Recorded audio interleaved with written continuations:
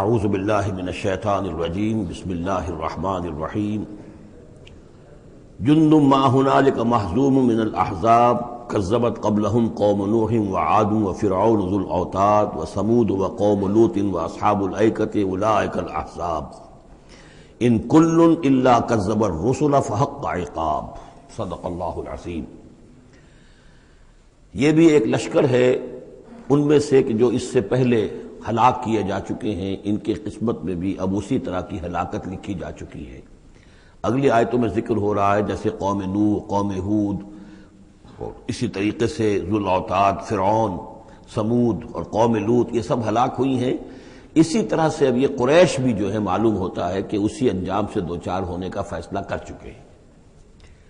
کذبت قبلہم قوم نوح، جھٹلایا تھا ان سے پہلے قوم نوح نے اور عاد نے، وعاد وفرعون، اور فرعون ذو الاوتاد میخوں والا، کیونکہ ان کا لشکر بہت بڑا تھا، تو جب وہ لاؤ لشکر کے ساتھ چلتے تھے تو بہت سے گھوڑوں پر اور خچروں پر تو صرف وہ جو کھوٹے ہوتے ہیں کہ جن سے کہ خیمے گاڑے جاتے ہیں اس کے لیے، تو وہی لدے ہوئے ہوتے تھے۔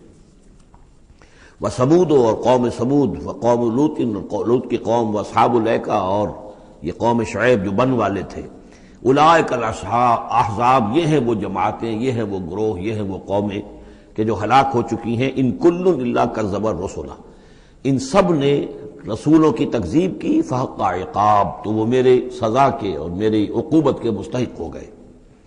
وما ينظر هؤلاء الا صيحة واحدة ما لها من فواق، اور یہ لوگ بھی اب منتظر نہیں ہیں مگر صرف ایک چنگھاڑ کے، ایک ہی چنگھاڑ ہوگی ہماری طرف سے، ما لها من فواق، جس میں کوئی وقفہ نہیں ہوگا، یہ ایک مسلسل۔ آپ دیکھیں کہ اگر کوئی زوردار آواز مسلسل چلے تو یہ انسان کی ہلاکت کا ذریعہ بن جائے گی۔ کبھی کبھی لاؤڈ سپیکر میں خرابی ہوتی ہے اور اس کی گونج پیدا ہوتی ہے، بسا اوقات نماز کے دوران اس کا تجربہ ہوتا ہے، تو جو کیفیت پھر ہو جاتی ہے انسان کی، حالانکہ وہ چند سیکنڈز کی بات ہے، 1-2 منٹ کی بات ہے، لیکن اگر زوردار آواز مسلسل چلے، ویسے بھی آج ہمیں معلوم ہے کہ یہ ساؤنڈ ویوز جو ہوتی ہیں یہ بھی ایک قسم کی انرجی ہے، اور ان ساؤنڈ ویوز کے ذریعے سے بھی یہ سارے کا سارا جو نظام ہے درم برم ہو سکتا ہے۔ یہ اگر اتنی زوردار ویوز ہوں تو ان سب کو توڑ پھوڑ کر رکھ دیں گے جو مادی یہ اس وقت عالم ہے۔ تو ان وما ينظر هؤلاء، مگر اللہ تعالیٰ کو کوئی اور بہت بڑا کوئی کام کرنے کی ضرورت نہیں ہوتی قوموں کو ہلاک کرنے کے لیے، ایک چنگھاڑ، وما ينظر هؤلاء الا صيحة واحدة ما لها من فواق، لیکن وہ رکے گی نہیں، بیچ میں دم نہیں لے گی، مسلسل۔ وقالوا ربنا عجل لنا قطنا قبل يوم الحساب، اور وہ کہہ رہے ہیں، اور یہ وہ استہزان کہا کرتے تھے کہ پروردگار یہ جو محمد کہہ رہا ہے صلی اللہ علیہ وسلم کہ ہمارا کوئی حساب کتاب ہونا ہے، تو جو ہماری بیلنس شیٹ ہے وہ ہمیں ابھی دے دے، یوم الحساب سے پہلے ہمیں تو ابھی وہ ہمارا بتا دے کہ کیا ہماری بیلنس شیٹ ہے۔ قطنا، چٹھی ہماری، پچھلے زمانے میں جو چٹھے بنتے تھے، کاروبار کا سالانہ چٹھا بنتا ہے کہ یہ آمد، یہ خرچ اور یہ بچت۔ ربنا عجل لنا، جلدی دے دے ہمیں، لنا قطنا، ہماری چٹھی، ہمارا کریڈٹ اور ڈیبٹ بیلنس جو ہے، بیلنس شیٹ دے دے، قبل یوم الحساب، اس یوم الحساب سے پہلے۔ اصبر علی ما یقولون، اے محمد صلی اللہ علیہ وسلم آپ صبر کیجئے جو کچھ یہ کہہ رہے ہیں۔ واذکر عبدنا داود، اور آپ تو ذرا تذکرہ کیجئے داود کا، ہمارے بندے داود کا، ذل اید، جو بڑی قوت والا تھا، انہ اواب، اور ساتھ ہی وہ بہت ہی رجوع کرنے والا تھا اللہ کی جناب میں۔ انا سخرنا الجبال معه، ہم نے تو اس کے ساتھ پہاڑوں کو مسخر کر دیا تھا، یسبحن بالعشی والاشراق، جو اس کے ساتھ ہی تسبیح کرتے تھے، اس کی آواز میں آواز ملا کر، شام کو بھی اور صبح کے وقت بھی۔ والطیر معشورا، اور پرندے بھی کہ جو جمع کر دیے جاتے تھے، جو ان کے ساتھ مل کر حمد کے ترانے الاپتے تھے۔ کل لہ اواب، یہ سب کے سب اللہ کی طرف رجوع کرتے تھے، یا یہ کہ یہ سب کے سب رجوع کرتے تھے حضرت داؤد کی طرف، اور پھر داؤد جو ہے وہ گویا کہ ان سب کے ساتھ اللہ کی جناب رجوع کرتے تھے۔ وشددنا ملکہ وآتیناہ الحکمۃ وفصل الخطاب، اور ہم نے اس کی جو حکومت تھی اسے خوب مضبوط کیا تھا، اور ہم نے اسے حکمت عطا کی تھی اور فصل الخطاب بھی عطا کیا تھا، یعنی فیصلہ کن بات کہنے کی صلاحیت، ایسی بات کہی جائے جس سے کہ لوگ سب مطمئن ہو جائیں کہ ہاں یہ بات ٹھیک ہے، فیصلہ کن بات ہو، دو ٹوک ہو، اور یہ کہ سب کے لیے موجب اطمینان ہو۔ وَهَلْ أَتَاكَ نَبَأُ الْخَصْمِ، اب یہ جو 3-4 واقعات اس صورت میں آ رہے ہیں یہ مشکلات القرآن میں سے ہیں۔ اس کی وجہ یہ ہے کہ یہ ہیں واقعات، لیکن ان کی یہاں پہ صرف اشارے کنائے میں قرآن نے تذکرہ کیا ہے۔ ان کی تفصیل کے لیے اگر ہم رجوع کرتے ہیں تورات کی طرف تو وہاں ہمیں کچھ قصے ایسے ملتے ہیں کہ جو انبیاء کی شان سے پوری طرح مطابقت نہیں رکھتے. لہذا ایک بہت یوں سمجھیے کہ ایک ہمارے لیے شش و پنج کا مسئلہ ہے کہ مفسرین واقعہ تو اس طرح کا ہے، معلوم ہوتا ہے کہ کہیں کوئی خطا ہوئی ہے اور ہو جاتا ہے. آخر نبی اور رسول جو ہے وہ بھی سب اللہ کے بندے تھے اور اللہ تعالیٰ کی طرف سے خصوصی حفاظت ان کی ہوتی تھی. وہ معصوم ہوتے تھے بئی معنی یہ نہیں کہ ان کے اندر کوئی غلطی کا رجحان ہی کبھی پیدا نہیں ہو سکتا تھا. وہ تو اگر یہ رجحان ہی پیدا نہ ہوتا تو فرشتے ہوتے، پھر وہ انسان نہ رہتے. جب تک وہ انسان تھے تو اس رجحان کے پیدا ہونے کی نفی ہم نہیں کر سکتے، لیکن یہ کہ اللہ انہیں بچا لیتا تھا، روک لیتا تھا. تو وقت کے اوپر بچا لینا، روک لینا، جیسے حضور کے بارے میں آتا ہے کہ آپ اپنی وہ نوجوانی کے دور میں حضور فرماتے کہ 2 مرتبہ میں نے ارادہ کیا کہ وہ جو میلے ہوتے تھے جہاں پر کچھ وہ قصے کہانیاں ہوتی تھیں، وہاں پر فوش گوئی بھی ہوتی تھی، شاعر جو ہے وہ ایسے ایسے اپنے قصیدے سناتے تھے، اپنے معاشقوں کی تفاصیل بیان کرتے تھے. تو 2 مرتبہ حضور کہتے ہیں میں نے ارادہ کیا کہ میں بھی ان میں جاؤں، دیکھوں کیا ہوتا ہے، وہاں پہ میں بھی شریک ہوں. لیکن دونوں مرتبہ یہ ہوا کہ فاصلے پر ہوتا ہوگا، ظاہر بات ہے کہ عین مکے میں تو نہیں تھا وہ. تو جیسے عکاس کا بازار جو ہے وہ ذرا فاصلے پر لگتا تھا، تو راستے ہی میں کہیں تھوڑی دیر آرام کرنے کے لیے بیٹھے ہیں اور نیند آ گئی ہے، ساری رات سوتے رہے، صبح آنکھ کھلی ہے. تو اللہ تعالیٰ نے بچا لیا کہ وہاں جانے کی شکل ہی پیدا نہیں ہوئی. حالانکہ ابھی نبوت آپ کو، ویسے تو نبی پیدائشی نبی ہوتے ہیں، نبوت تو حضور فرماتے ہیں کہ مجھے مل چکی تھی جبکہ ابھی آدم کی روح جو ہے وہ ان کے جسد میں پھونکی نہیں گئی تھی. والآدم بین الروح والجسد، تو عالم ارواح میں بھی نبی کی روح جو ہے وہ تو اپنی اسی امتیازی شان کے ساتھ تھی. لیکن یہ کہ نبوت کا ظہور ہوا ہے جب آپ کی عمر 40 برس کی ہوئی ہے، لیکن اس سے پہلے بھی بچپن میں بھی اور لڑکپن میں بھی اور اس کے بعد آگے جو ہے جوانی اور نوجوانی میں بھی اللہ پوری طرح حفاظت کرتا ہے. لیکن حفاظت کا مطلب یہی ہے کہ کوئی غلط بات کا ارادہ اگر پیدا ہو بھی جائے کسی وجہ سے تو اللہ تعالیٰ ایسے انتظامات کر دیتا ہے کہ اس کی تکمیل کی نوبت نہیں آتی. اب یہ جو ایک واقعہ ہوا ہے حضرت داؤد علیہ السلام کا، اس کے پیچھے جو قصہ بیان کیا گیا ہے جو تورات میں ہے، وہ تو یہ ہے کہ ان کی بہت سی بیویاں تھیں. یہ جو تعدد ازدواج 4 کی پابندی تو حضور کی شریعت میں آ کر ہوئی ہے، ورنہ اس سے پہلے تو آپ کو معلوم ہے بادشاہ لوگ جو ہوتے تھے ان کے حرم ہوتے تھے بڑے بڑے. تو حضرت داؤد علیہ السلام کا بھی بڑا حرم تھا، بیویاں تھیں بہت سی. لیکن اسی اثنا میں انہیں کسی اور عورت کے بارے میں ان کے دل میں خیال پیدا ہو گیا، رغبت ہوئی، اس سے وہ شادی کرنے کی خواہش پیدا ہوئی اور وہ کسی شخص کے نکاح میں تھی. اس خیال کا دل میں آنا جو ہے بس اس کے اوپر ٹوکنے کے لیے کہ تم کیا سوچ رہے ہو، یہ غلط بات سوچ رہے ہو، اللہ تعالیٰ نے ایک شکل پیدا کر دی. وَهَلْ أَتَاكَ نَبَأُ الْخَصْمِ، اور کیا تمہارے پاس آ چکی ہے 2 دعوے داروں کی خبر، یعنی کچھ لوگ آئے تھے جن کا ایک مقدمہ تھا، ان کی خبر. اِذْ تَصَوَّرُوا الْمِحْرَابَ، جبکہ انہوں نے دیوار پھلانگ کر محراب میں، حجرے میں جہاں حضرت داؤد علیہ السلام اللہ کی عبادت میں یاد میں مشغول تھے وہاں پہنچ گئے. پہرے داروں وغیرہ سے سب سے بچ کر فصیل کو یا دیوار جو تھی اس کو پھلانگ کر آ گئے. اس دخلوا علی داؤد، اب جب وہ وہاں وہ تنہا اللہ کی یاد میں تھے، انہوں نے دیکھا داؤد نے یہ 2 اشخاص آ گئے ہیں. ففزع منہم، تو وہ ڈرے ان سے کہ پتہ نہیں کس نیت سے آئے ہیں، کس ارادے سے آئے ہیں. 2 انسان ہیں. قالوا لا تخف، انہوں نے کہا کہ آپ ڈریں نہیں. خصمان بغى بعضنا علی بعض، ہم 2 ہیں ایک دوسرے کے مقابلے کے فریق. خصم کہتے ہیں جو ایک دوسرے کے بالمقابل ہوں، مخالف.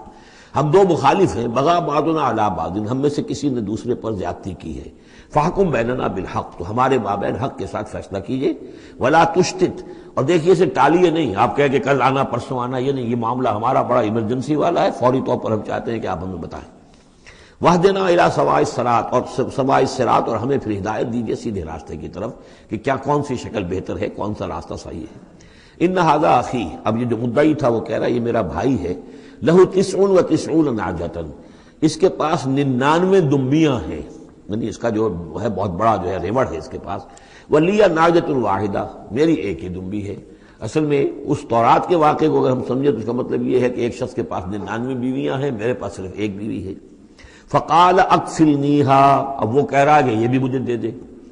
وعزنی فی الخطاب، اور اس نے مجھے دبا لیا ہے، یعنی دباؤ ڈال رہا ہے مجھ پر، پریشرائز کر رہا ہے. جو گفتگو کرتا ہے تو بڑے زوردار انداز میں کرتا ہے. قال لقد ظلمک بسؤالک، بسؤال نعجتک الی نعاجہ، حضرت داؤد نے فوراً کہا کہ یہ تو بڑی ظلم کی بات ہے، واقعتاً اس نے بہت ظلم کیا تمہارے اوپر کہ تمہاری دمبی جو ہے اب اس پر بھی اس کی نظر ہے اور وہ اس کو چاہتا ہے تم سے لے لے اور اپنی دمبیوں میں اس کو بھی شامل کر لے ریوڑ میں. وَإِنَّ كَثِيرًا مِنَ الْخُلَطَاءِ لَيَبْغِي بَعْضُهُمْ عَلَى بَعْضٍ، اور یقیناً جن لوگوں کا معاملہ مشترک ہوتا ہے، قریبی رشتہ دار ہوتے ہیں، قرابت دار ہوتے ہیں، جس کو پنجابی میں شریکہ کہتے ہیں، یہ شریکے والوں میں ہوتا ہی ہے کہ ایک دوسرے پر کوئی زیادتی کر بیٹھتے ہیں. وَإِنَّ الْخُلَطَاءَ كَثِيرٌ مِّنَ الْخُلَطَاءِ لَيَبْغِي بَعْضُهُمْ عَلَىٰ بَعْضٍ، کوئی ایک دوسرے پر زیادتی کر بیٹھتے ہیں. إِلَّا الَّذِينَ آمَنُوا وَعَمِلُوا الصَّالِحَاتِ، سوائے ان کے کہ جو صاحب ایمان ہوں اور نیک عمل والے ہوں. وَقَلِيلٌ مَّا هُمْ، اور ایسے لوگ بہرحال کب ہوتے ہیں، زیادہ تعداد میں نہیں ہوتے. وَظَنَّ داؤد أَنَّمَا فَتَنَّاهُ، اس پر اچانک خیال آیا داؤد کو کہ یہ تو اصل میں سارا معاملہ جو ہے اللہ تعالیٰ نے مجھے آزمایا ہے، اللہ تعالیٰ نے در حقیقت مجھے متنبع کرنے کے لیے یہ ساری صورتحال جو پیدا فرمائی ہے. انہیں اپنے اس خیال کے اوپر پھر جو تنبع ہوا، فاستغفر ربہ، تو انہوں نے استغفار کیا اپنے رب سے. وخر راکعا واناب، اور وہ گر پڑے سجدے کے اندر، رکوع کہہ دیجئے سجدہ کہہ دیجئے، راکعا گر پڑا جھک کر، اور رجوع ہوا، اس نے اللہ تعالیٰ کی طرف اپنے آپ کو پوری طریقے سے متوجہ کر لیا. یہ آیت سجدہ ہے.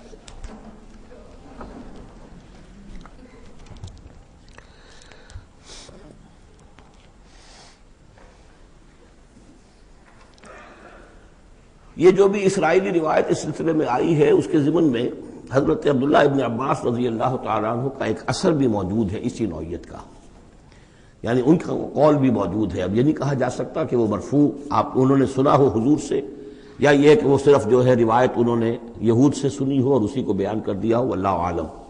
لیکن میں یہ سمجھتا ہوں کہ یہ چیز جیسے کہ ہم پڑھ چکے ہیں اس سے پہلے سورہ احزاب میں، حضور سے کہا گیا کہ اب آپ مزید شادی نہیں کریں گے. وَلَوْ أَعْجَبَكَ حُسْنُهُنَّ، وہاں پر بھی کوئی پردہ تو نہیں ڈالا گیا. ہو سکتا ہے کہ کوئی خاتون جو ہے آپ کی طبیعت میں آمادگی پیدا ہو جائے کہ آپ اس سے نکاح کریں، لیکن اب آپ خواہ وہ آپ کو پسند بھی آ جائیں لیکن آپ اب نکاح نہیں کریں گے. تو یہ جو انسانی تقاضے ہیں، ظاہر بات ہے کہ انبیاء کا معاملہ جو ہے، جیسے کہ میں نے عرض کیا، بشریت تو ان کے ساتھ ہوتی ہے اور بشری تقاضے بھی ہوتے ہیں، لیکن نبی معصوم ہوتا ہے اس معنی میں کہ ان کا اس طرح کا کوئی اگر خیال ہو بھی جائے تو اس کی تکمیل اللہ نہیں ہونے دیتا، حفاظت کر لیتا ہے. اسی کا نام ہے عصمت انبیاء. فغفرنا لہ ذلک، تو ہم نے وہ جو بھی معاملہ تھا ہم نے معاف کر دیا اسے. وَإِنَّ لَهُ عِندَنَا لَزُلْفَىٰ، اور وَحُسْنَ مآب، اور یقیناً ہمارے پاس داؤد کا لیے بہت اونچا مرتبہ ہے اور بہت اچھا ٹھکانہ ہے، جہاں وہ جب لوٹ کر آئے گا تو بہت اعلیٰ مقام ہم عطا کریں گے. یا داؤد انا جعلناک خلیفۃ فی الارض، ہم نے کہا کہ اے داؤد ہم نے تمہیں زمین میں خلیفہ بنایا ہے، تمہیں حاکم بنایا ہے. فاحکم بین الناس بالحق، تو لوگوں میں جو فیصلے کرو معاملات کے حق کے ساتھ کرو. ولا تتبع الہویٰ، اور دیکھو اپنی خواہش کی پیروی نہ کرو. فیضلک عن سبیل اللہ، اگر اپنی خواہش کی پیروی کرو گے پھر تو وہ تمہیں لازماً گمراہ کر دے گی، بھٹکا دے گی اللہ کے راستے سے. ان الذین یضلون عن سبیل اللہ لہم عذاب شدید، یقیناً وہ لوگ جو بہک جاتے ہیں یا بھٹک جاتے ہیں اللہ کے راستے سے، ان کے لیے تو بڑا سخت عذاب ہے. بما نسوا یوم الحساب، یہ بھٹکنا ہوتا اسی لیے ہے کہ انہیں آخرت یاد نہیں رہتی، بسبب اس کے کہ وہ بھول جاتے ہیں حساب کے دن کو. وہ یوم آخر اگر یاد رہے، آخرت کی زندگی کا یقین رہے، تو پھر انسان جو ہے سیدھا رہتا ہے.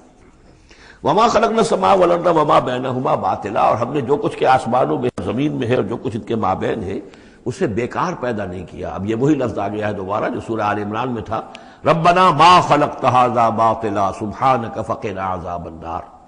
اس کے علاوہ سورہ مومنون میں آ چکا ہے، افحسبتم انما خلقناکم عبثا وانکم الینا لا ترجعون. تو یہ عبث اور بیکار کام کرنا اللہ کی شان سے بہت ہی سمجھیے کہ بعید ہے.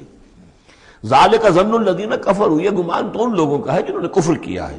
فویل للذین کفروا من النار، تو ہلاکت اور بربادی اور تباہی ہے ان کافروں کے لیے آگ کی.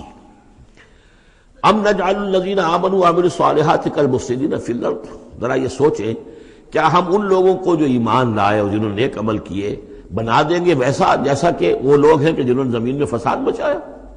یعنی یہ سوچو کہ دنیا میں کچھ لوگ ہیں نیکوکار ہیں، بھلائی کے کام کر رہے ہیں، کچھ ہیں بدماش ہیں، شریر ہیں، بد امنی پیدا کرتے ہیں، لوٹ مار کرتے ہیں، لوگوں پر ظلم کرتے ہیں.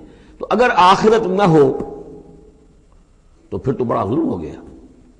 یہ نیکوکار تو گھاٹے میں رہ گئے، بدماش عیش میں رہے، جن کے لیے کوئی اسکروپلز نہیں ہے، کوئی اصول نہیں ہے، ان کے لیے نہ دیانت ہے نہ امانت ہے، کچھ نہیں ہے.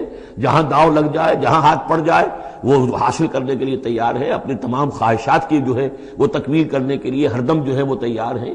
دیکھتے نہیں جائز ہے کہ ناجائز ہے، تو وہ تو پھر نفع میں رہے. اگر کوئی آخرت نہیں ہے تو پھر نفع میں وہ رہے، گھاٹے میں یہ رہے.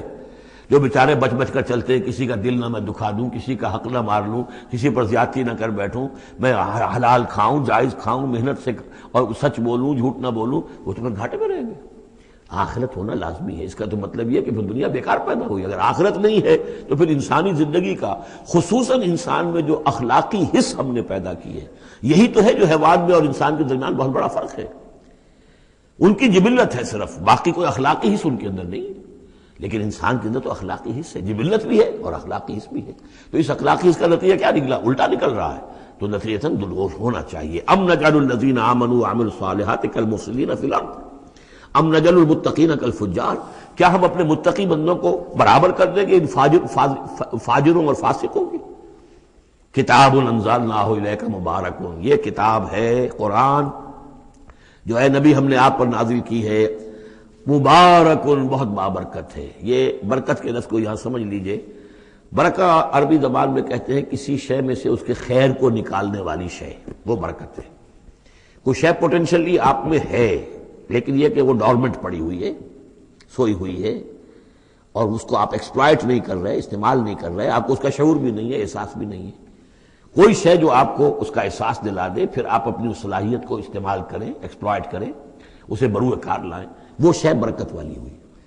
تو یہ لفظ آتا ہے قرآن مجید میں، یا تو بام مبارکہ، باران رحمت، بارش برستی ہے، زمین میں وہ پوٹینشل رویدگی موجود ہے، ڈورمنٹ ہے، بیج پڑے ہوئے ہیں، پانی آتا ہے، جذب ہوتا ہے، آسموسس شروع ہوتا ہے، پانی داخل ہوتا ہے بیج کے اندر، وہاں کو حرکت شروع ہوتی ہے، اب وہاں سے وہ جو رویدگی نکل رہی ہے اور وہ بیج جو ہے اس سے اب دو پتیاں نکلی ہیں، تو مام مبارکہ۔ اسی طرح یہ کتاب مبارک ہے اس معنی میں کہ انسان کے اندر اللہ نے جو خیر ودیت کیا ہوا ہے، موجود ہے، اس کی روح میں ہے نور تجلی بھی اسی خاک میں پنہاں، غافل تو نرا صاحب ادراک نہیں ہے، وہ ہے تمہارے اندر، لیکن یہ کہ وہ ڈورمنٹ ہے، اس کو نکال کر برآمد کرنا، اس کو سامنے لانا، اس نیکی کو بروئے کار لانا، اس روح کی اور روحانیت جو ہے اس کی نشو و نما، اس کا پروان چڑھنا، یہ اس کتاب کا نتیجہ ہے۔ تو یہ کتاب مبارک ہے۔ کتاب انزلناہ الیک مبارک لیدبروا آیاتہ ولیتذکر اولو الالباب، یہ مبارک ہے، بابرکت ہے، تاکہ وہ تدبر کریں اس کی آیات پر، اور تاکہ جو ہوش مند لوگ ہیں وہ اس سے سبق حاصل کریں۔ وَوَهَبْنَا لِدَاوُودَ سلیمان، اور ہم نے داؤد کو سلیمان جیسا بیٹا عطا کیا، نعم العبد، بہت ہی اچھا بندہ تھا ہمارا، انہ اواب، اور یقیناً وہ بھی ہماری طرف رجوع کرتا رہتا تھا، ہماری طرف ہی رجوع رہتا تھا، توجہ رکھتا تھا، دھیان ہمارے ساتھ لگائے رکھتا تھا۔ اذ ورد علیہ بالعشی الصافنات الجیاد، جب یہ کہ شام کے وقت ان کے سامنے پیش کیے گئے، یعنی جیسے انہوں نے پہلے ہم پڑھ چکے ہیں کہ انہوں نے اپنی فوجوں کی انسپیکشن کی تھی، تو وہ فوجیں کہ جو انسانوں کی بھی تھی، جنوں کی بھی تھی، یوزعون، ان کی ریجیمنٹس بنائی گئی تھی، بٹالینز بنائی گئی تھی، اس میں پرندے بھی تھے۔ اسی طریقے سے اب جو گھوڑے رکھے ہوئے تھے جہاد کے لیے، ظاہر بات ہے کہ گھوڑے، کیولری جو ہے وہ تو زمانے میں اصل شے تھی، تو اس کو انہوں نے جو شام کے وقت انسپیکشن پریڈ کوئی ہوئی گھوڑوں کی، تو وَإِذْ عُرِضَ عَلَيْهِ بِالْعَشِيِّ الصَّافِنَاتُ الْجِيَادُ، کہ بہت ہی عمدہ، بہت اعلیٰ نسل والے، بہت عمدہ جو گھوڑے تھے، ان کو اس کے سامنے پیش کیے گئے، معائنہ کر رہے تھے حضرت سلیمان۔ فَقَالَ إِنِّي أَحْبَبْتُ حُبَّ الْخَيْرِ عَنْ ذِكْرِ رَبِّي، ہوا یہ کہ اس میں کچھ دیر ہو گئی، شام کا وقت تھا اور سورج جو ہے وہ غروب ہو گیا، عصر کی نماز ان کی قضا ہو گئی، جیسے کہ حضور کی عصر کی ایک نماز قضا ہوئی تھی غزوہ احزاب میں، اور اس پر حضور نے لعنت فرمائی تھی پھر کفار پر کہ ان کی وجہ سے ہماری آج عصر کی نماز، اور خاص طور پر جس کو صلاۃ الوسطیٰ عام طور پر چونکہ گمان ہے، وہ آج ہماری قضا ہو گئی، تو عصر کی نماز ان کی قضا ہو گئی۔ تو انہوں نے کہا کہ مجھے یہ جو حب الخیر، یہ خیر ہے نا، یہ گھوڑے جو ہیں یہ خیر ہے، دولت ہے، ایک آدمی کی بہت اچھی جو ہے پونجی ہے، اس کی محبت نے، انی احببت حب الخیر عن ذکر ربی، میں اس کی محبت میں اتنا مصروف ہو گیا، اتنا مشغول ہو گیا کہ اپنے رب کا ذکر جو ہے وہ بھول گیا۔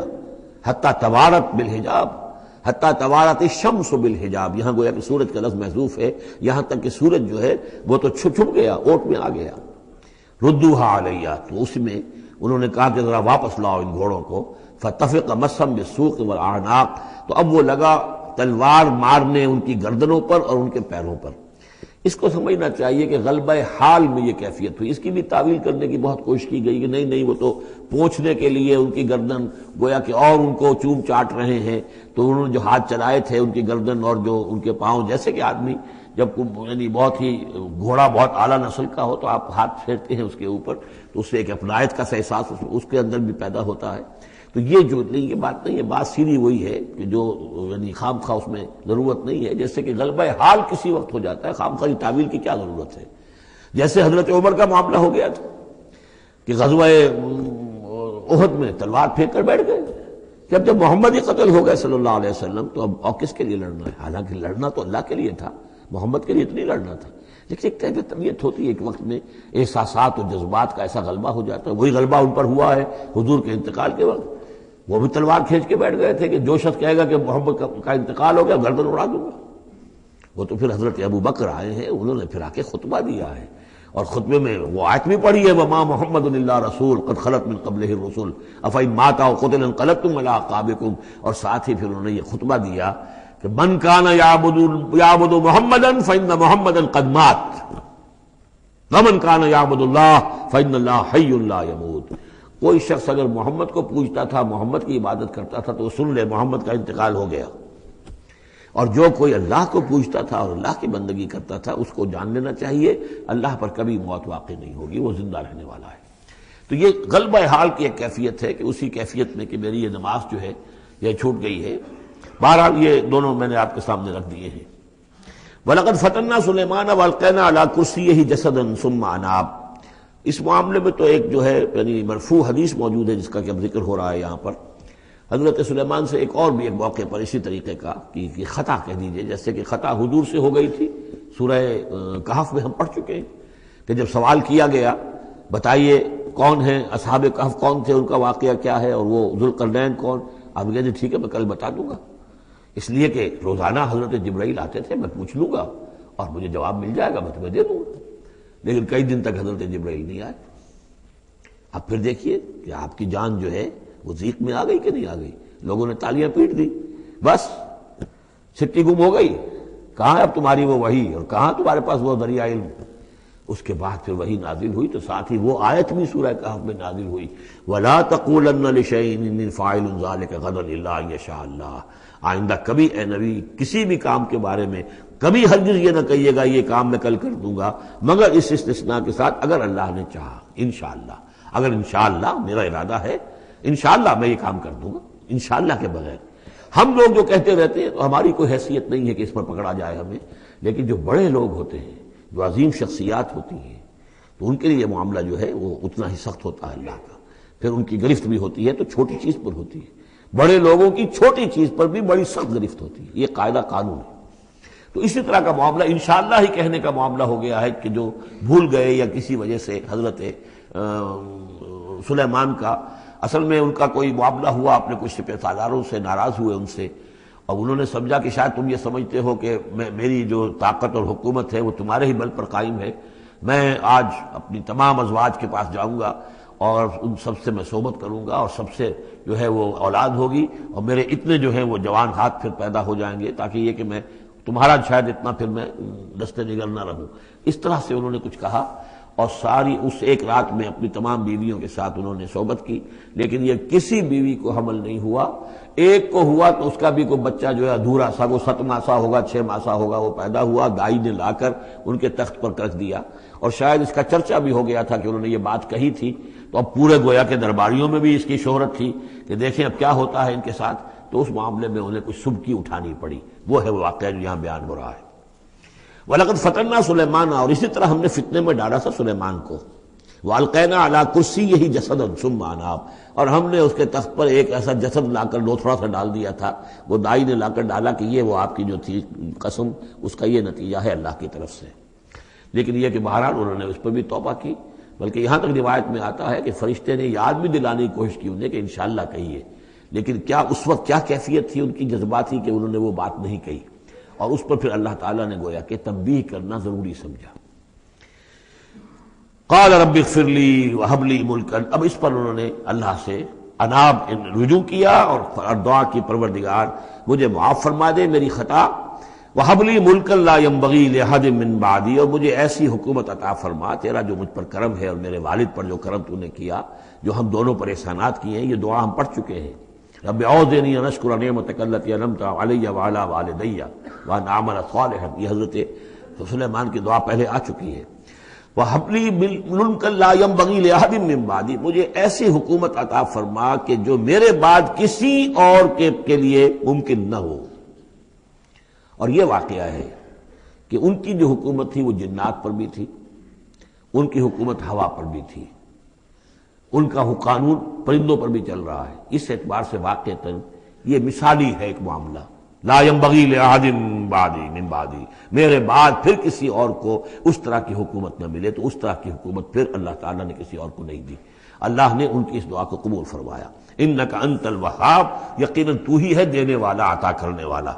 فسخرنا له الریح تجری بامرہ رخاء حیث اصاب، تو ہم نے ہوا کو بھی اس کے لیے مسخر کر دیا، اس کے حکم پر وہ چلتی تھی، اس کے حکم سے چلتی تھی بڑی ہی نرمی اور آہستگی کے ساتھ جہاں بھی وہ پہنچنا چاہتا تھا، یعنی ہوا کی ڈائریکشن بھی ان کے اختیار میں، اور وہ ہوا جو ہے پھر ان کے سفینوں کو لے کر سمندروں کے اندر بھی جدھر وہ جانا چاہتے تھے وہ آرام کے ساتھ لے کر جاتی تھی۔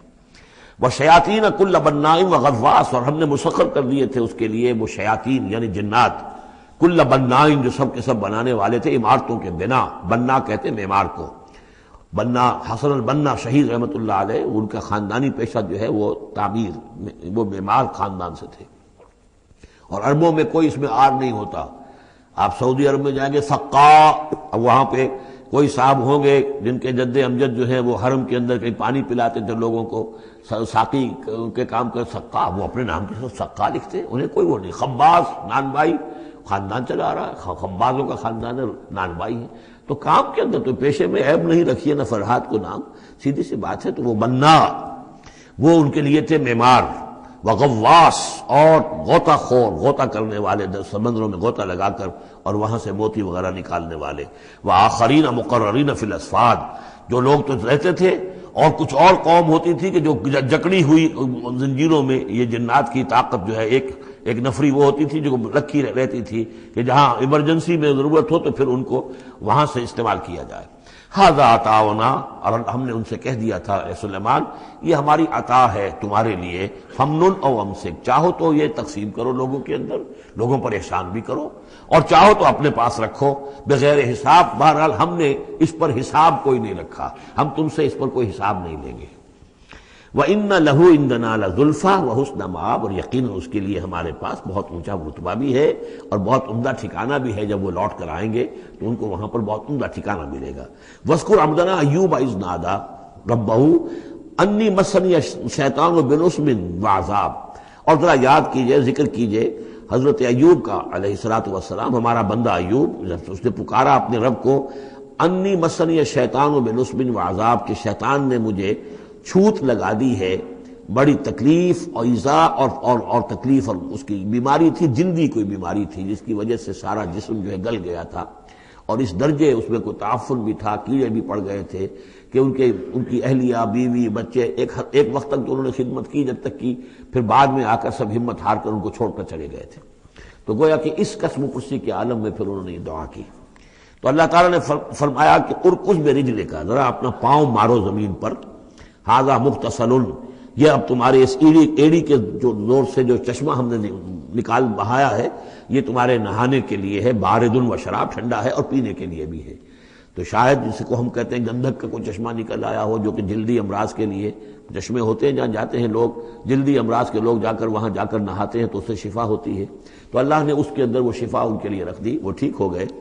وَوَهَبْنَا لَهُ أَهْلَهُ وَمِثْلَهُم مَّعَهُمْ، اب پھر ان کی اولاد بھی اور ان کی اہل و عیال سب واپس بھی آ گئے، اور یہ کہ مزید بھی ہم نے انہیں اور اہل و عیال عطا کیے، مِثْلَهُم مَّعَهُمْ رحمتاً منا، یہ سب ہماری جانب سے رحمت کا مظہر تھا، وذکریٰ، اور یاد دہانی اور نصیحت، لِأُولِي الْأَلْبَاب، ہوش مند لوگوں کے لیے۔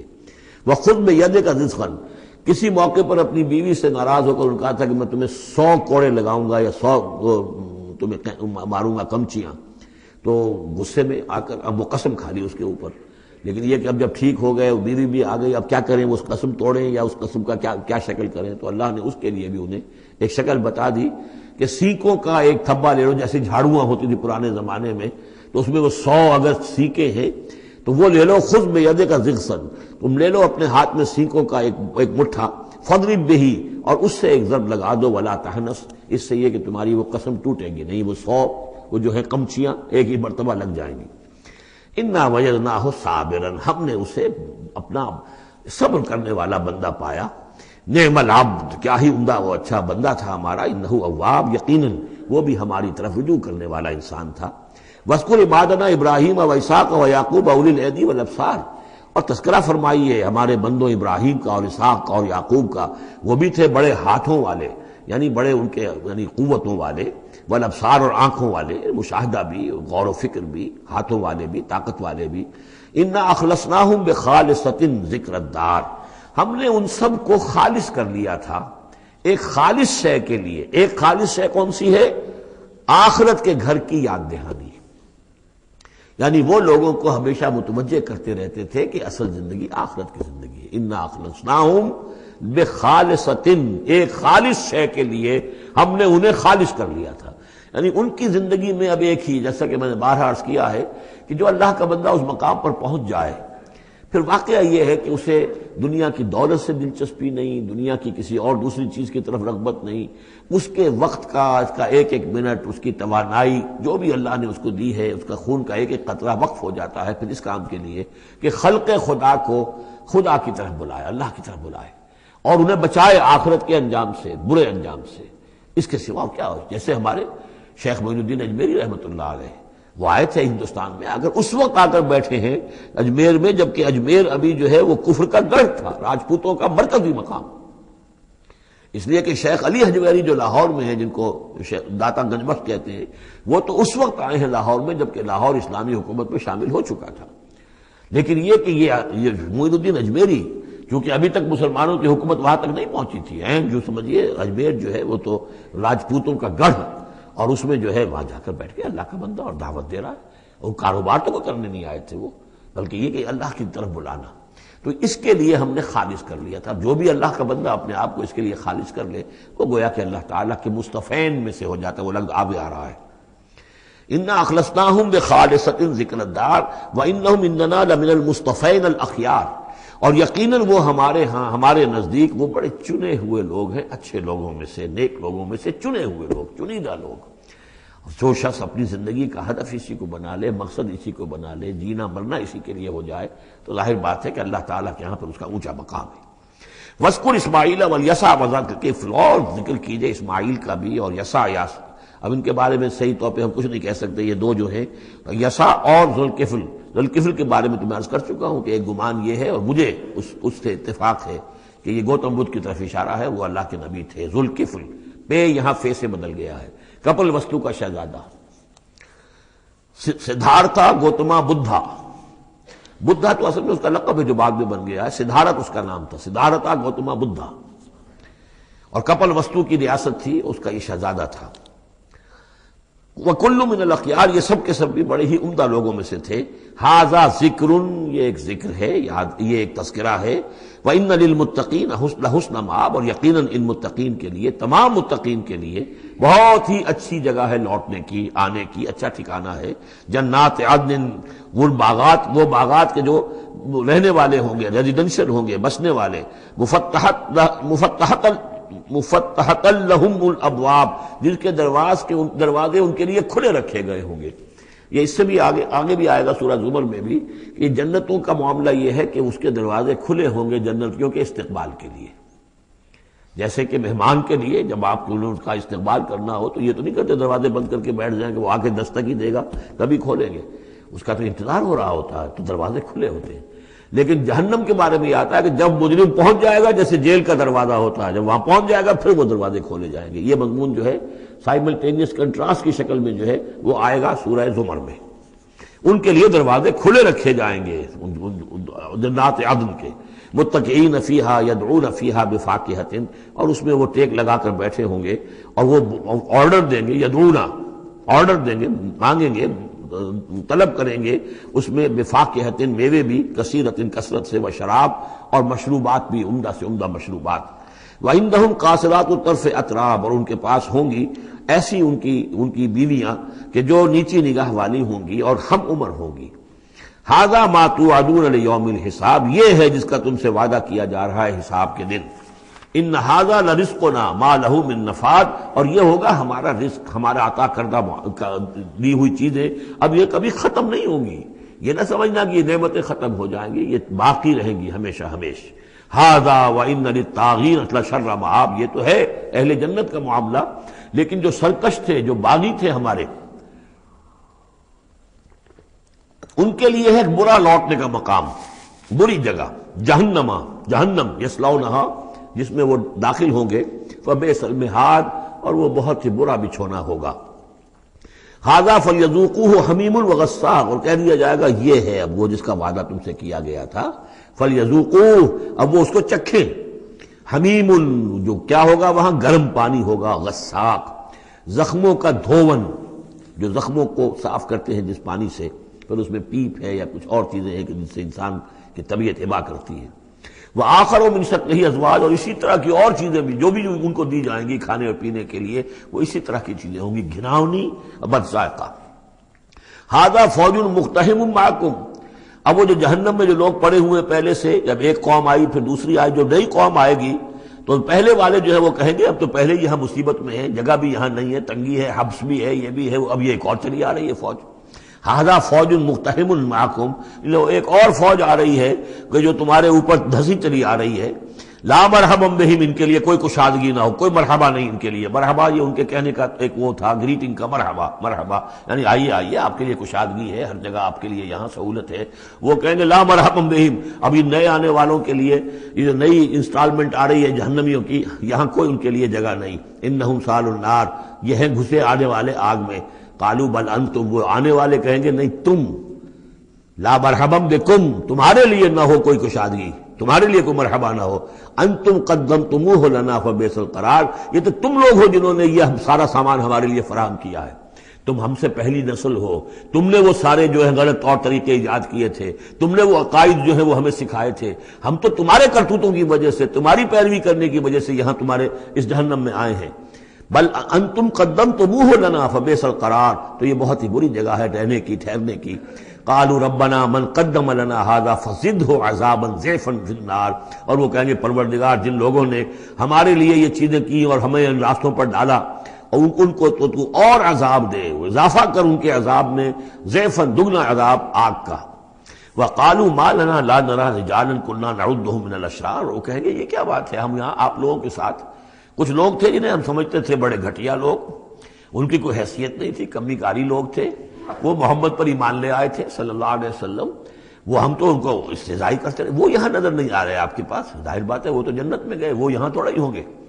تو وما لنا لا نرى رجالا، اور کیا ہوا ہے کہ ہم نہیں دیکھ رہے ان لوگوں کو، وہ یہاں نظر نہیں آ رہے کہ جن کو ہم كنا نعدهم من الاشرار، جنہیں ہم برے لوگ سمجھتے تھے.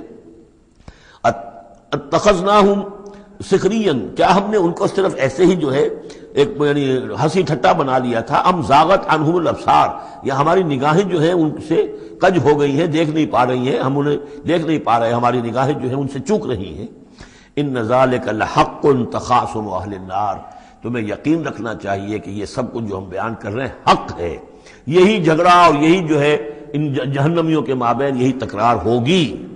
قل انما انا منذر، کہہ دیجئے نبی کہ میں تو بس ایک منذر ہوں، خبردار کرنے والا.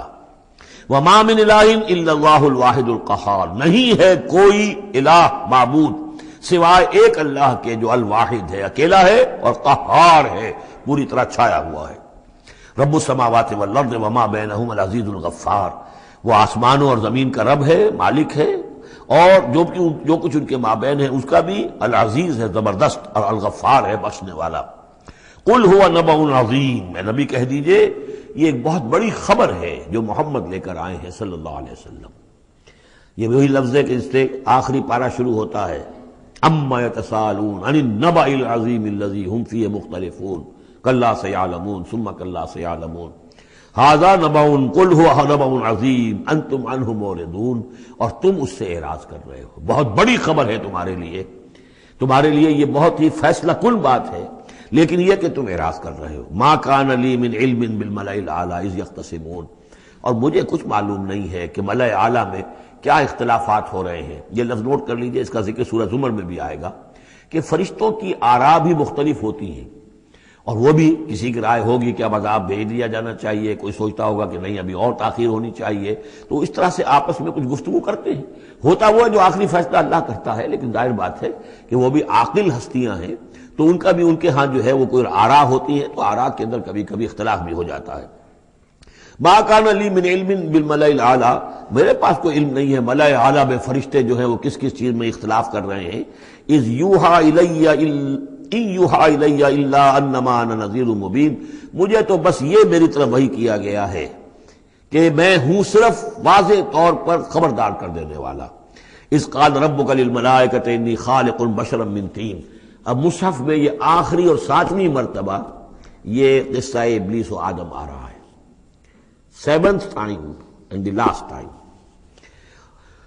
جب کہا تھا آپ کے رب نے فرشتوں سے کہ میں بنانے والا ہوں ایک بشر من طین، ایک انسان بنانے والا ہوں مٹی سے، فَإِذَا سَوَّيْتُهُ، جب میں اس کی تخلیق مکمل کر لوں، درست کر دوں، ٹھیک ٹھیک بنا چکوں، نک سک سے درست کر دوں، اس کو فنیشنگ ٹچز دے دوں، تسویہ اس معنی میں آتا، تخلیق تسویہ۔ سبح اسم ربک الاعلیٰ الذی خلق فسوی والذی قدر فہدی، تو تخلیق کے بعد تسویہ ہے، یہ وہاں انشاءاللہ اس پر تفصیل سے بات ہوگی۔ فَإِذَا سَوَّيْتُهُ، جب میں اسے پورا بنا لوں، وَنَفَخْتُ فِيهِ مِن رُوحِی، اور اس میں میں اپنی روح میں سے پھونک دوں، فَقَعُوا لَهُ سَاجِدِینَ، تو گر پڑنا اس کے سامنے سجدے میں۔ اب یہ روحی کو ضرور نوٹ کیجئے، اور فَإِذَا سَوَّيْتُهُ وَنَفَخْتُ فِيهِ مِن رُوحِی فَقَعُوا لَهُ سَاجِدِینَ، تو گویا کہ مسجود ملائک ہونا آدم کا اس روح ربانی کی بنیاد پر ہے۔ اس سے پہلے وہ آدم جو بھی کچھ ہے، جب تک یہ روح نہیں پھونکی گئی ہے اس وقت تک وہ مسجود نہیں ہے، اس کا رتبہ مقام جو بھی ہے وہ اس روح ربانی کی وجہ سے جو اس میں پھونکی گئی ہے۔ فسجد الملائکۃ کلھم اجمعون، یہ آیت جو کہ تو پہلے بھی آ چکی ہے، کس قدر زور ہے، سجدہ کیا تمام فرشتوں نے سب کے سب نے جمع ہو کر اکٹھے ہو کر، الا ابلیس، نہیں کیا ابلیس نے، استکبر وکان من الکافرین، اس نے استکبار کیا، گھمنڈ کیا اور وہ کافروں میں سے ہو گیا یا کافروں میں سے تھا، پہلے ہی سے اس میں کفر تھا، چھپا ہوا تھا، تکبر تھا، چھپا ہوا تھا، اب وہ کفر اور تکبر جو وہ سامنے آ گیا، جیسے منافقین کا نفاق غزوہ احزاب کے موقع پر ان کی زبانوں پر آ گیا۔ قال یا ابلیس ما منعک ان تسجد لما خلقت بیدی، اور کہا اللہ نے اے ابلیس کیا ہوا تجھے، کس چیز نے منع کیا، کس چیز نے روکا کہ تو سجدہ نہ کرے اس کو جسے میں نے اپنے دونوں ہاتھوں سے بنایا ہے۔ اب یہ یدیہ جو ہے یہ خاص طور پر قابل غور ہے، دونوں ہاتھوں سے بنانے سے کیا مراد ہے؟ یا تو قرآن میں ایدی بھی آتا ہے، اپنے ہاتھوں سے، ایدی نہ، تو وہ تخلیق جو ہم نے ان کے لیے جو بنائے ہیں، چوپائے بنائے اپنے ہاتھوں سے بنائے ہیں، ہم لہا مالکون، یہ سورہ یاسین میں آ چکی، لیکن دونوں ہاتھوں سے بنانا میرے نزدیک اس کا مطلب یہ ہے کہ دو عالم جو ہیں، عالم خلق اور عالم امر، ان دونوں کو اللہ نے جمع کیا ہے آدم میں اور انسان میں۔ ایک ہی ہستی ہے اللہ، الا لہ الخلق والامر، خلق اور امر دونوں اسی کے ہیں، یہ دونوں عالم اسی کے تسلط میں ہے، اسی کی حکومت قائم ہے، امر پر بھی، عالم امر اور عالم خلق پر بھی۔ اب فرشتہ صرف عالم خلق سے متعلق ہے، اس کا اس عالم امر سے متعلق ہے، اس کا کوئی وہ حیوانی جسد نہیں ہے، اس کی کوئی بھوک نہیں ہے، اس کو کوئی پیاس نہیں ہے، اس میں کوئی نر اور مادہ نہیں ہے، ان کے کوئی جنسی جذبہ کچھ نہیں، عالم امر کی شے۔ باقی یہ جنات ہیں، ان کے اندر یہ سارا عالم خلق کی شے، ان میں روح کا سوال ہی نہیں۔ باقی جتنے بھی حیوانات ہیں ارضی، یہ عالم خلق کی شے ہے۔ انسان واحد مخلوق ہے اللہ کی جس میں پھر دونوں چیزیں آ کر جمع ہوئی ہیں کہ عالم خلق سے ہے اس کا حیوانی وجود، یہ جسم جو بنا ہے، یہ مٹی سے بنا ہے، اور لیکن اس کے اندر اللہ نے لا کر وہ امانت جو ہے عالم امر کی روح، وہ جو ہے اس کے اندر پھونکی ہے۔ انا عرضنا الامانۃ علی السماوات والارض والجبال فابین ان یحملنها واشفقن منها وحملها الانسان، اس میں بھی میں یہ بات عرض کر چکا ہوں۔ تو خلقتہ بیدی، میں نے اپنے دونوں ہاتھوں سے بنایا اسے۔ اب اس کو استعارے میں بھی لیا گیا ہے اس معنی میں کہ بڑے اہتمام سے بنایا، میں نے دونوں ہاتھوں سے بنایا ہے، تو اشرف المخلوقات ہے۔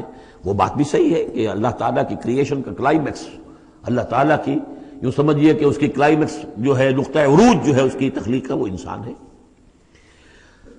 قال یا ابلیس ما منعک ان تسجد لما خلقت بیدی استکبرت ام کنت من العالین، کیا تم نے غرور کیا، استکبار کیا، یا تو ہے ہی بہت بڑے درجے میں تھا، کوئی تیرا درجہ بہت بلند تھا؟ قال انا خیر من، اس نے کہا صحیح ہے بات، اے اللہ میں اس سے بہتر ہوں۔ اس کے سامنے روح ہے ہی نہیں، اس کے سامنے صرف آدم کا جسد خاکی ہے، حیوانی ہے، تو جھوٹ نہیں کہہ رہا اس کے اعتبار سے، اس کے مشاہدے کے اعتبار سے بات صحیح ہے کہ یہ تو مجھ سے کم تر ہے۔ خلقتنی من نار وخلقتہ من طین، مجھے تو نے بنایا آگ سے، اس کو بنایا مٹی سے۔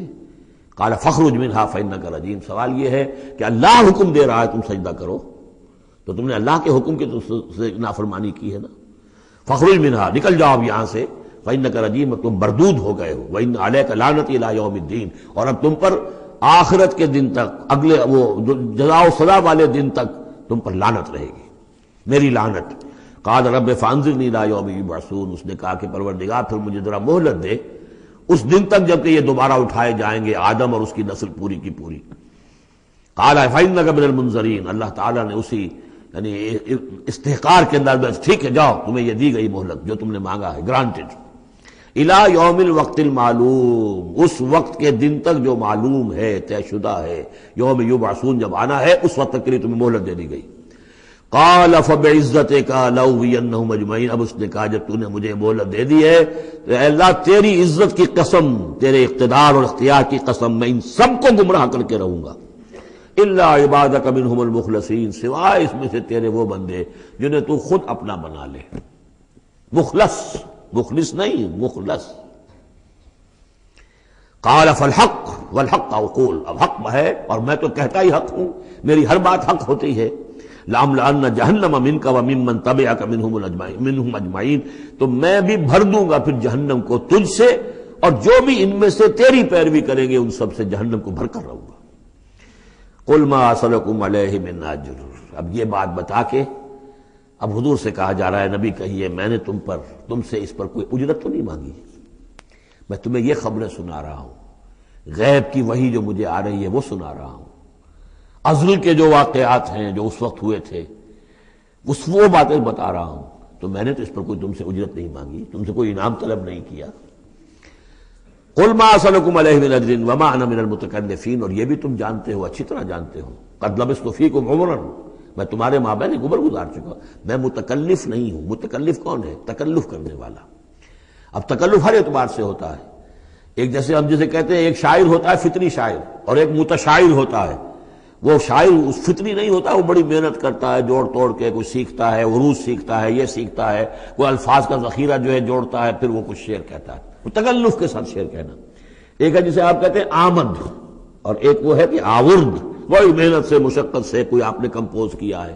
تو میری زندگی میں تم نے تکلف کا کوئی شائبہ دیکھا ہی نہیں آج تک، سادہ زندگی۔ خاص طور پر یہ کہ کبھی میں نے شعر کہنے کی کوشش کی ہو، کبھی میں نے کوئی خود خطیب بننے کی کوشش کی ہو، اس کی کوئی مشق کی ہو۔ ما انا من المتکلفین، میں کوئی بنانے والا اور تکلف کرنے والا اور تصنع کرنے والا نہیں ہوں۔ ان ہوا الا ذکر للعالمین، نہیں ہے یہ مگر یاد دہانی اور نصیحت تمام جہان والوں کے لیے۔ ولا تعلمن نبأہ بعد حین، اور اس کی جو خبر ہے، جو اس کا نتیجہ نکلنے والا ہے، جیسے سورۃ الطارق میں فرمایا انہ لقول فصل وما هو بالهزل، یہ فیصلہ کل بات بن کر آیا ہے قرآن۔ اب جو فیصلہ، جیسے کہ ہم سورہ بنی اسرائیل میں پڑھ چکے ہیں، وبالحق انزلناہ وبالحق نزل، ہم نے حق کے ساتھ نازل کیا اور حق کے ساتھ یہ نازل ہوا ہے۔ اب فیصلہ ہوگا، اسی کی ترازو میں قوموں کی تقدیریں تلیں گی اور فیصلے ہوں گے۔ جیسے کہ حدیث ہے حضرت عمر بن الخطاب سے رضی اللہ تعالی عنہ کہ حضور نے فرمایا ان اللہ یرفع بہذا الکتاب اقواما ویضع بہ آخرین، اللہ تعالیٰ اسی کتاب کی بدولت قوموں کو عروج پر پہنچائے گا اور اسی کو ترک کرنے کی وجہ سے قعر مذلت میں گرا دے گا۔ تو فرمایا ولا تعلمن نبأہ بعد حین، کچھ دیر کے بعد اس کی اصل خبر ان کو پہنچ جائے گی کہ اس کا نتیجہ کیا نکلتا ہے۔ یہاں وہ 5 صورتیں ختم ہو گئی ہیں اس دوسرے، بلکہ جیسا کہ میں نے عرض کیا تھا کہ یہ جو گروپ ہے چوتھا، یہ 13 صورتیں مکیات ہیں اس کے اندر۔ ان میں 5 ہیں یہ سورہ یاسین بالکل وسط میں، ان 5 میں 2 ادھر ہیں، دونوں الحمدللہ سے شروع ہوئی ہیں، سورہ سبا، سورہ فاطر۔ 2 ادھر ہیں، سورہ صافات اور صاد، اس میں بھی صاد آیا ہے، صافات کے ساتھ اس کی مناسبت ہے۔ اس کے بعد 8 صورتیں وہ آ رہی ہیں کہ جن کو ہم سمجھیں گے جو اس وقت کا ترتیب ہے مصحف کی، کہ کورسپونڈنگ ترتیب جو ہے وہ ہے سورہ الفرقان سے لے کر اور سورہ سجدہ تک جو 8 صورتیں آئی تھیں، گویا کہ اسی طرح کی 8 صورتیں یہ آ رہی ہیں۔ ان میں بھی 7 وہ تھیں کہ جو حروف مقطعات سے شروع ہوئی، 4 الف لام میم سے، 2 طاسین میم سے، 1 طاسین سے۔ البتہ ایک وہ تھی جو بغیر حروف مقطعات کے شروع ہوئی ہے، سورۃ الفرقان۔ یہاں بھی یہ ایک سورت جو شروع ہو رہی ہے سورہ زمر، یہ بغیر حروف مقطعات کے ہے۔ باقی 7 صورتیں جو ہے حامیم حامیم حامیم حامیم، ان میں سے ایک جو ہے وہ حامیم عین سین قاف، لیکن حامیم کا سلسلہ چلے گا۔ یہ 7 صورتیں در حقیقت ایک سیکوینس میں ہیں، اور لیکن یہ بھی ہے معنوی طور پر یہ بھی اسی میں شامل ہے۔ اور ان میں سے اب یہ سمجھ لیجئے کہ جو پہلی 4 صورتیں ہیں ان کا مرکزی مضمون ہے توحید عملی۔ ایک ہے توحید عقیدے کی توحید، اللہ کو ایک ماننا اکیلا، لا ضد لہ ولا ضد لہ ولا مثل لہ ولا مثال لہ ولا مثیل لہ، اس کے جیسا کوئی نہیں ہے، نہ صفات کے اعتبار سے نہ ذات میں، کوئی اس کا کفر نہیں ہے، لم یلد ولم یولد۔ یہ سب کیا ہے؟ یہ عقیدہ ہے۔ ایک ہے عمل کی توحید، توحید عملی، وہ کیا ہے؟ عمل کی توحید کیا ہے؟ توحید فی العالم عمل، اور جس کو کہ امام ابن تیمیہ رحمۃ اللہ علیہ نے ایک اور بڑی خوبصورت اصطلاح استعمال کی ہے، توحید فی الطلب، توحید فی العقیدہ اور توحید فی الطلب۔ وہ طلب جو ہم پڑھ چکے ہیں سورہ حج میں، ضعف الطالب والمطلوب، یہ طالب و مطلوب کا جو ریلیشن شپ ہے، ہر انسان کا کوئی نہ کوئی مطلوب ہے، کوئی آئیڈیل ہے، کوئی آدرش ہے، کسی کے لیے وہ جی رہا ہے، کسی مقصد کے لیے۔ ایک انسانوں کی عظیم اکثریت ہے جو حیوانی سطح پر زندگی گزار رہے ہیں، جن کا کوئی مقصد زندگی ہے ہی نہیں۔ انسٹنکٹس جیسے کہ حیوانات ہیں، پیٹ میں بھوک لگی ہے وہ کھائے گا، ادھر ادھر منہ مارے گا۔ اسی طریقے سے اس کا جنسی جذبہ، اس کا ایک نظام ہے، اس کے تحت ہی ہوتا ہے۔ اس میں جنسی جذبہ اس طرح کا بھی نہیں ہے کہ بعض انسان جو ہے وہ سور بن جاتے ہیں جنسی اعتبار سے، وہ نہیں ہے ان کے، ان کا ایک نظام ہے، بس انسٹنکٹ کے تحت ہے چل رہا۔ تو جو لوگ صرف اسی پر کھانا پینا، بچے پیدا کرنا، ان کو پال دینا، اگر یہ کام کر رہے ہیں، کوئی ان کی زندگی میں مقصد ہے ہی نہیں، تو وہ نرے حیوان ہے، انسان ہے ہی نہیں۔ اولئک کالانعام بل ھم اضل، وہ چوپایوں کے مانند ہیں بلکہ ان سے بھی گئے گزرے ہیں۔ انسان کہلانے کا مستحق کم سے کم وہ شخص ہے کہ جس نے زندگی میں کوئی نہ کوئی مقصد معین کیا ہو۔ کس لیے جینا ہے، کس لیے مرنا ہے، زندگی کاہے کے لیے؟